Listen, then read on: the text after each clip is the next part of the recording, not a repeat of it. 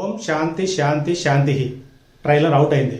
ఇది 2022లో మలయాళంలో వచ్చిన మూవీ జయ జయ జయ జయ హే సినిమాకు అఫీషియల్ రీమేక్ అనుకుంటా. సో ఆ సినిమా అయితే మస్తు అంటే మస్తు ఉంటుంది. అక్కడ సినిమా బ్లాక్ బస్టర్ హిట్ కూడా అయింది. కానీ ఈ సినిమాను ఇక్కడ ఆల్మోస్ట్ మన వాళ్ళందరూ అంటే సినిమా నాలెడ్జ్ ఉన్న ప్రతి ఒక్కరు బాగా చూసేసినారు. అయినా దీన్ని ఇక్కడ రీమేక్ చేస్తున్నారు. వీళ్ళ ఇంటెన్షన్ ఏంటో మరి. ట్రైలర్ వరకు అయితే డీసెంట్ గా ఉంది.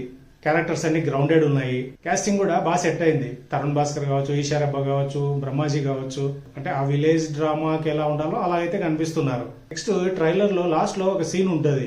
అదేంటి, తరుణ్ భాస్కర్ డైనింగ్ టేబుల్ ముందు కూర్చొని ఉంటాడు తినడానికి.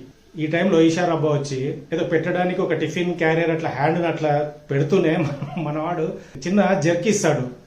ఇది బాగుంది. ఈ జర్క్ ఎందుకంటే ఈ అమ్మాయి ఏమన్నా కొడుతుందేమో అన్నట్లు అదే ఆ జర్క్ అయితే బాగుంది. సో డైలాగ్స్ బాగున్నాయి, విజువల్స్ కూడా డీసెంట్ గా ఉన్నాయి. అంటే ఆ విలేజ్ ఆ అంబియన్స్ అయితే బాగా ఎస్టాబ్లిష్ చేసినారు. ముఖ్యంగా బీజిఎం అయితే నాకు బాగా నచ్చింది. చాలా క్యాచ్గా ఉంది. జయ జయ జయ జయ హేలో కామెడీ ఘోరంగా అంటే ఘోరంగా వర్కౌట్ అయింటది.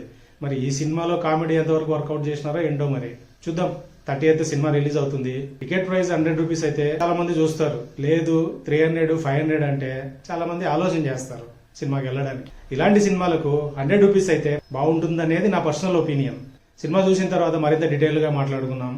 ఈ ట్రైలర్ చూసిన తర్వాత మీకు ఏమనిపించిందో కింద కామెంట్ రూపంలో చెప్పండి. నా రివ్యూ అనాలిసిస్ మీకు నచ్చినట్లయితే లైక్ చేయండి, షేర్ చేయండి, సబ్స్క్రైబ్ చేసుకోండి. నెక్స్ట్ ఇంకొక ఇంట్రెస్టింగ్ వీడియోతో మళ్ళీ కలుద్దాం. అంతవరకు tata, bye bye, good by.